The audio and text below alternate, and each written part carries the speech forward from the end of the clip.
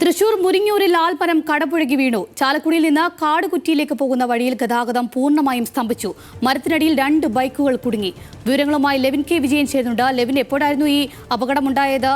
ഈ കുടുങ്ങിയ ആൾക്കാരുടെ നില എങ്ങനെയാണ്? അവർക്ക് അപകടങ്ങൾ എന്തെങ്കിലും പറ്റിയിട്ടുണ്ടോ?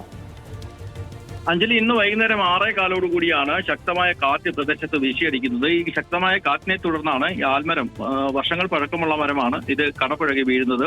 മുരിങ്ങൂർ കാടുകുറ്റി റോഡിലെ ഗതാഗതം ഇതേ തുടർന്ന് പൂർണ്ണമായും സ്തംഭിക്കുകയും ചെയ്തു. മരത്തിനടിയിൽപ്പെട്ട് 2 ഇരുചക്ര വാഹനങ്ങൾ തകരാറിലാവുകയും ചെയ്തു. നാഷണൽ ഹൈവേ അതിർത്തിയുടെ സ്ഥലത്ത് ആണ് ഈ മരം നിന്നിരുന്നത്. ഈ തറ അടക്കമുള്ള, അതായത് മരത്തിന്റെ ചോടടക്കമുള്ള ഭാഗം നിലത്തേക്ക് മറിഞ്ഞു വീഴുകയായിരുന്നു.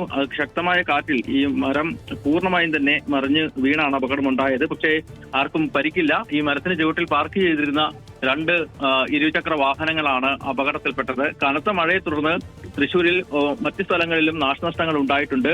ആപ്രാണം വാതിൽപ്പാടം ഉന്നതിയിൽ കനത്ത മഴയിൽ നിരവധി വീടുകളിൽ വെള്ളം കയറിയിട്ടുണ്ട്. ഈ ഉന്നതി വഴി ഒഴുകിയിരുന്ന കാന നിറഞ്ഞാണ് പല വീടുകളിലേക്കും വെള്ളം കയറിയത്. ഇതേ തുടർന്ന് പ്രതിഷേധവുമായി എത്തിയ CPM പ്രവർത്തകരും വ്യക്തമായി ലെവിൻ കെ വിജയനാണ്.